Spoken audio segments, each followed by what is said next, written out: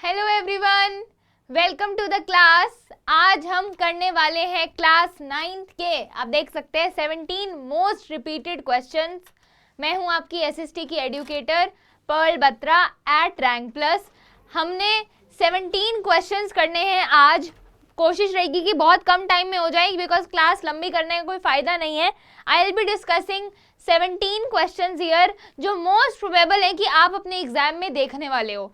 ठीक है, so I hope you are excited for the class. मैं पहले ही बता दूं, क्लास अच्छी लगती है तो प्लीज कमेंट सेक्शन में मुझे बताना कि क्या चाहिए नेक्स्ट, कैसा लगा और क्या देखना चाहते हो, सब कुछ। तो हम शुरू करते हैं इस क्लास को 17 मोस्ट रिपीटेड क्वेश्चंस की। मैं आपको बता दूं कि इसमें मैंने economics, history, geography, political science सब रखने की कोशिश करी है, बट आई विल ट्राई कि मैं एक पार्ट 2 भी ला पाऊँ बिकॉज ऑब्वियसली 17 क्वेश्चंस में पूरा पेपर तो कवर नहीं हो सकता है, क्योंकि ऑब्वियसली आपके स्कूल के टीचर्स पेपर बनाने वाले हैं, तो मुझे नहीं पता कि वो क्या उनका दिमाग चलेगा उसमें। तो I will bring a part 2 also, ताकि सारे क्वेश्चंस कवर हो सकें। ठीक है, तो ये मेरे अकॉर्डिंग जो मुझे लगता है कि 17 क्वेश्चंस में से कुछ आप 4-5 तो 100% अपने एग्जाम में देखने ही वाले हो। तो हम यहाँ पे क्वेश्चंस में आपको बताऊंगी एंड आंसर्स दिए हुए हैं, वो मॉडल आंसर्स हैं। ऑब्वियसली आपको और एक्सपैंड करके उसको लिखना है। ये क्वेश्चंस 5 मार्कर्स में आ सकते हैं, 3 मार्कर्स में आ सकते हैं, 1 मार्कर का फैक्ट भी बन सकता है, व्हाटएवर, कैसे मर्जी। तो क्वेश्चंस देख लेना, मॉडल आंसर दिया हुआ है। मैं ज़्यादा एक्सप्लेन नहीं करूंगी बिकॉज यहाँ पे हम सिर्फ क्वेश्चंस की बात करें, बट हाँ थोड़ा बहुत तो I will definitely explain you. तो उसके बाद आप क्वेश्चंस देखिए, खुद का आंसर लिख सकते हो and model answer will be given on your screen. ठीक है, तो स्टार्ट करें फर्स्ट क्वेश्चन से। ओके, तो सबसे पहले हमने हिस्ट्री से शुरू करा है। सबसे बेसिक क्वेश्चन कि भाई आप फ्रेंच रेवोल्यूशन के कॉजेज क्या थे। अब ये तो हर कोई बोलेगा कि फ्रेंच रेवोल्यूशन आ रहा है तो कॉजेज तो उसके डेफिनेटली आपको पता होने चाहिए।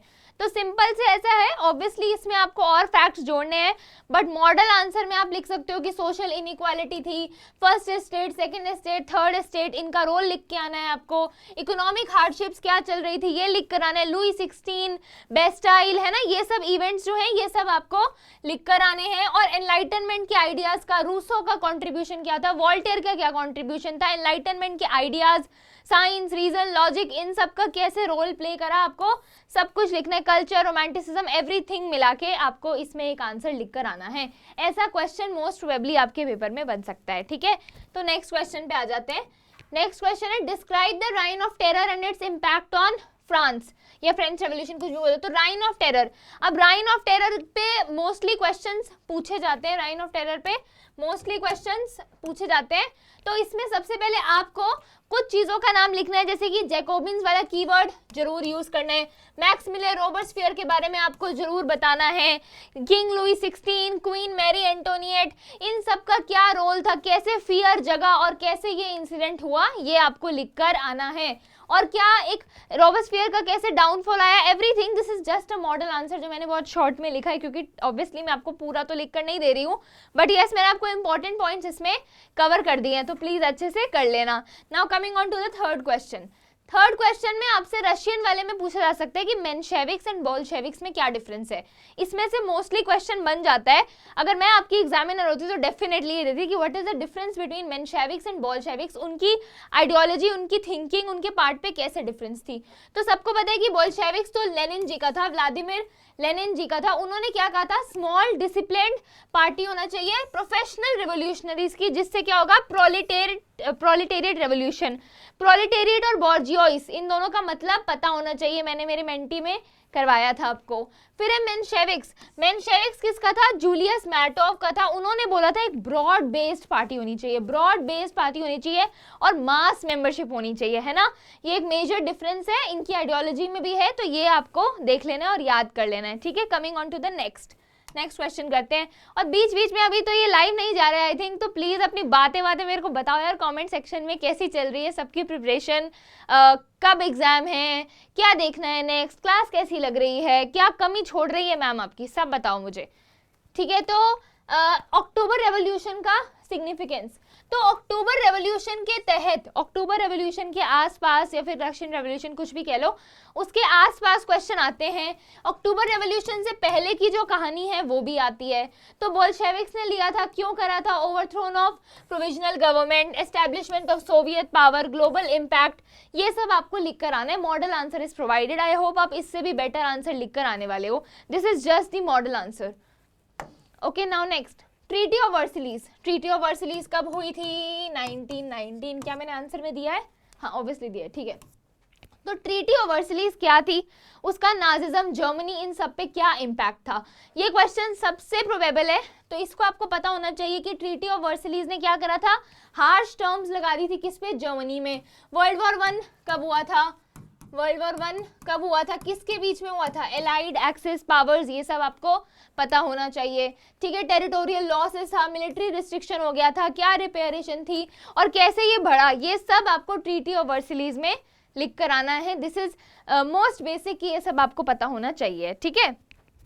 नाउ नेक्स्ट, अब क्या गया? नाजी, हिटलर पे बहुत क्वेश्चन आते हैं। हिटलर पे क्वेश्चन आएगा तो उसके रेसिज्म पे भी क्वेश्चन आएगा। एडोल्फ हिटलर पे पूछ रहे तो नाजी पे तो पूछेंगे, नाजिज्म का क्या रोल था, ज्यूज का क्या रोल था, वो सब मिला के एक क्वेश्चन आपसे पूछ सकते हैं। तो नाजी आइडियोलॉजी, नाजी पे आ रहा है तो वो आइडियोलॉजी किसने प्रोपोगेट की थी? हिटलर जी ने प्रोपोगेट की थी, एडोल्फ हिटलर ने। क्या थी? रेशियल सुपीरियोरिटी में मानते थे, सुपीरियर मानते थे किसको? आर्यन रेस, और इंफीरियर किसका था? ज्यूज का, ठीक है। किसका था, है ना। और उसके बाद नेशनलिज्म की भावना, एंटी कम्युनिज्म, ये सब जो अथॉरिटेरियनिज्म, सबसे ज्यादा अथॉरिटेरियनिज्म को प्रमोट करने वाले ही डिस्पोटिक रूल बना दिया था इन्होंने, हिटलर जी ने, है ना। ये सब आपको लिख कर आना है।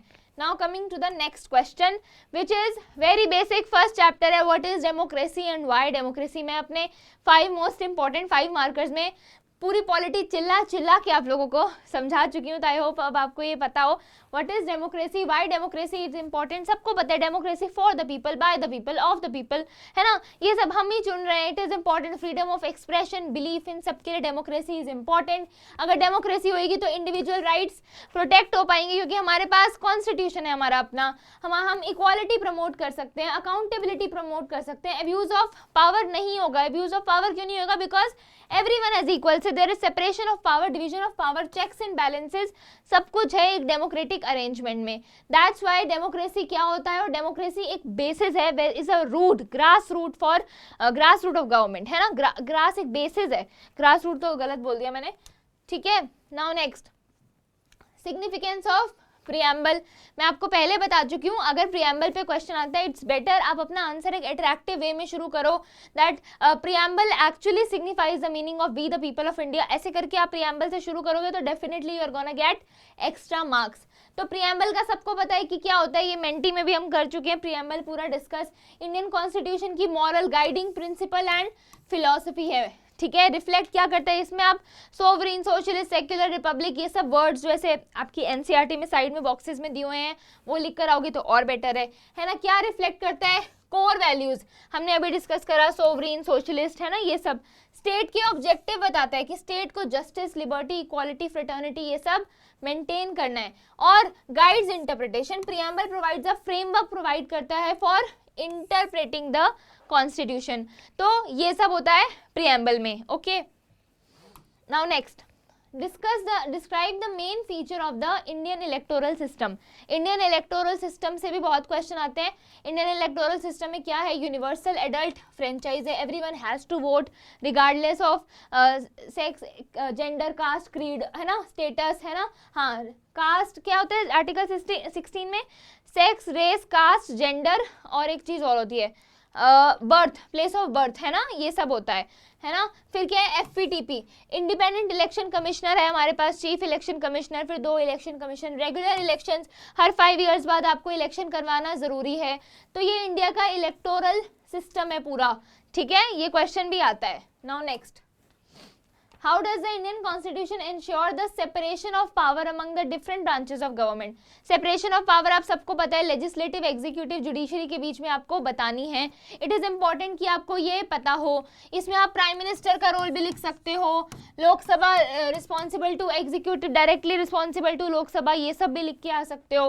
ठीक है, लेजिस्लेटिव, एग्जीक्यूटिव, जुडिशरी का रोल लिख सकते हो, चेक्स एंड बैलेंस लिख सकते हो, कोई भी एक एग्जाम्पल भी दे सकते हो। इस पर डेफिनेटली क्वेश्चन आता है।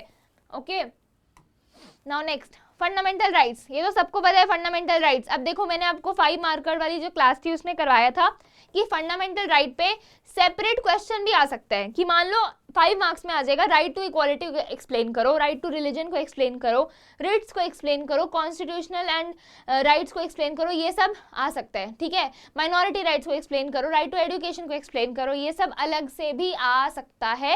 Right to life and liberty को एक्सप्लेन करो। तो इसीलिए अब ये 17 मार्क्स में मैं वो सब तो नहीं ले पाई हूँ, बट मैं आपको 17 क्वेश्चन में वो सब नहीं बता पाई हूँ ऑफकोर्स, पर मैं आप लोगों को अलग से बता रही हूँ बेटा कि आप लोगों को क्या याद करना है। फंडामेंटल राइट्स के अंदर जो जितने भी फंडामेंटल राइट्स हैं, आपको पता है सबको क्या आर्टिकल 12 से 35 में फंडामेंटल राइट्स आते हैं, तो आपको वो अलग से भी पता होने चाहिए हैं कि हर आर्टिकल में क्या राइट है। Okay, got it. तो ये सिर्फ नॉर्मल एक बेसिक फंडामेंटल राइट का क्वेश्चन है, बट इसके सब पार्ट पे प्लीज ऐसे मत बोलना कि मैम आपने तो कराया ही नहीं था, पर मैं यहाँ बोल रही हूँ कि सब पार्ट पे सेपरेट क्वेश्चन आ सकता है, सेपरेट क्वेश्चन आ सकता है। ठीक है, तो फंडामेंटल क्या होता है? Fundamental right are basic human rights जो कि एनश्राइंड है हमारे कॉन्स्टिट्यूशन में, which is guaranteed to all citizens. We can go to courts if our fundamental rights are infringed. Okay, तो इसके फीचर में बेसिकली ये आएगा, इंडिविजुअल लिबर्टी को सेफगार्ड कर रहा है, सोशल इक्वालिटी दे रहा है, इंश्योर कर रहा है freedom, provide legal remedies in form of writs, है ना, हमने पढ़ा है रिट्स के फॉर्म में। तो ऐसे फंडामेंटल राइट बेसिक राइट है, अगर ये हमारा इन्फ्रिंज होता है so we can directly go to supreme court और हाई कोर्ट, है ना, और हम डायरेक्टली रिट के थ्रू इनको मांग सकते हैं। रिट 5 प्रकार की होती है, अगर आपने मेरा शॉर्ट्स नहीं देखा है तो आप प्लीज वो देख लेना। चलो नेक्स्ट कर लेते हैं। नेक्स्ट क्या है? Describe the major physiographic division of India. बेटा फिजियोग्राफिक डिवीजन ऑफ इंडिया आपके ज्योग्राफी का है, ये ज्योग्राफी से 3 क्वेश्चंस लिए मैंने, हर चैप्टर से एक कि क्या इंपॉर्टेंट है। तो सबसे बेसिक है, सबसे पहले ही आप जाके ये पढ़ते हो कि major physiographic division of India क्या है ना। उसमें आपको हिमालयन माउंटेन एक्सप्लेन करना है, नदर्न प्लेन एक्सप्लेन करना है, peninsular plateau, coastal region, island, और कुछ बचा, हाँ इंडियन डेजर्ट एक्सप्लेन करना है। ये मॉडल आंसर है, इसको आप और एनहांस कर सकते हो विद गुड फैक्ट्स, है ना। और 9th वाले बच्चे हमें लाने हैं बहुत ही अच्छे नंबर, ताकि 10th में तो हम करेंगे top. When Pearl ma'am is here, तो 10th में तो हम पक्का टॉप करने वाले हैं, पर 9th में थोड़ा लेट शुरू करा है माना एसएसटी, पर हम बहुत अच्छे से करने वाले हैं, है ना। तो ऐसे क्वेश्चन बन सकते हैं। फिर देखते हैं क्या है significance of monsoon for India's climate and agriculture. ठीक है बेटा, मॉनसून का तो सबसे बड़ा सिग्निफिकेंस है। आप पहले मॉनसून का मैकेनिज्म भी एक्सप्लेन कर सकते हो, बट ये क्वेश्चन में डायरेक्टली पूछा है तो आप बताओगे कि monsoon agricultural dependence obviously monsoon पे है, वाटर रिसोर्सेज, इकोनॉमिक इम्पैक्ट क्या है, ऐसे करके एक बैलेंस्ड आंसर आप लोगों को लिखना है ना। फिर नेक्स्ट देखते हैं, discuss the factor affecting the climate of India. Climate of India बहुत बच्चे होते हैं जिनको टफ लगता है, तो क्लाइमेट ऑफ इंडिया पे अगर एक बेसिक क्वेश्चन आता है तो ये आ सकता है कि क्या फैक्टर है जो क्लाइमेट को अफेक्ट करते हैं। तो आपको लैटिट्यूड, एटीट्यूड, प्रेशर, है ना, इन सब के बारे में लिखना है। Latitude, attitude, pressure, attitude sorry क्या बोल रही हूँ, altitude, pressure, relief features, mountain plateaus, है ना, रिलीफ में इन सबको एक्सप्लेन करना है। लैटिट्यूड, एटीट्यूड नहीं, एल्टीट्यूड, प्लेट्यू एंड सॉरी क्या यार, latitude, altitude, pressure and winds वगैरह ये सबको भी एक्सप्लेन करना है। और रिलीफ फीचर्स में माउंटेन, प्लेट्यू ये सब आ जाता है, प्लेन्स आ जाता है, इन सबको भी एक्सप्लेन करना है।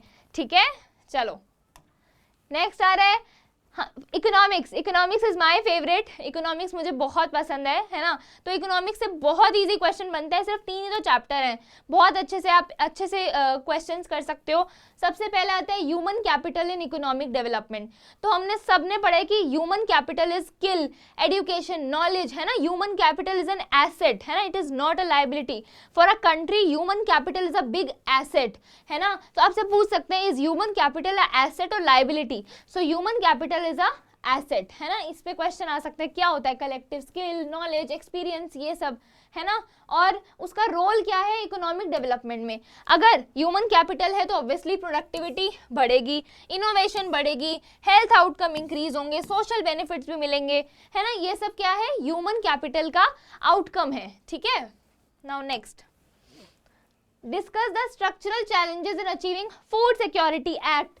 कब आया था? शायद 2013 में आया था, है ना, फूड सिक्योरिटी एक्ट 2013, है ना। तो डिस्कस क्या चैलेंजेस क्या है फूड सिक्योरिटी में, क्यों नहीं हो पा रही है भाई, क्यों नहीं मिल पा रही है फूड सिक्योरिटी, है ना। तो सबसे पहले आपको क्या बताना है, सप्लाई चेन में क्या इनइफेक्टिवनेस है, सप्लाई चेन में क्या दिक्कत है। उसके बाद एग्रीकल्चरल डिपेंडेंस बताना है, मॉनसून पे क्या है जिसकी वजह से ये इम्पैक्ट हो रहा है।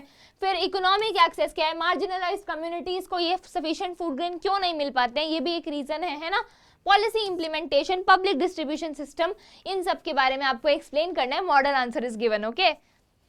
चलो लास्ट क्वेश्चन जो आ सकता है, poverty line, how poverty line is estimated, यही पूछा ना। हाँ, how poverty line is estimated and उसके लिमिटेशन क्या है, उसकी क्या लिमिटेशन है। तो एज इट इज आप ये लिख सकते हो 2400 कैलोरीज का rule, for women it is 2100, urban area में 2100, इसका रूल लिख सकते हो। कौन कैलकुलेट करता है, पॉवर्टी लाइन कैसे डिफाइन होती है, वो सब लिख सकते हो।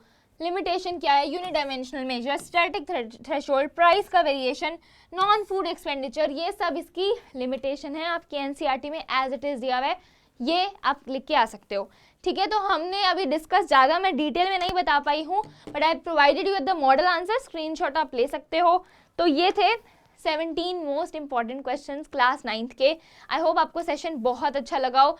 पार्ट 2 में इसका जरूर लाने वाली हूँ, नो डाउट, बिकॉज इसमें ऑब्वियसली सारे क्वेश्चंस तो कवर नहीं हो पाए हैं, but I will bring a part 2 for you. अगर सेशन अच्छा लगा तो please, it's a humble request, let me know in the comment section कि आपको अच्छा लगा, क्या देखना है next, should I bring a part 2, और क्या दिक्कत आ रही है, what ever you want, I will make a video on it, ठीक है। तो okay, bye everyone, all the best.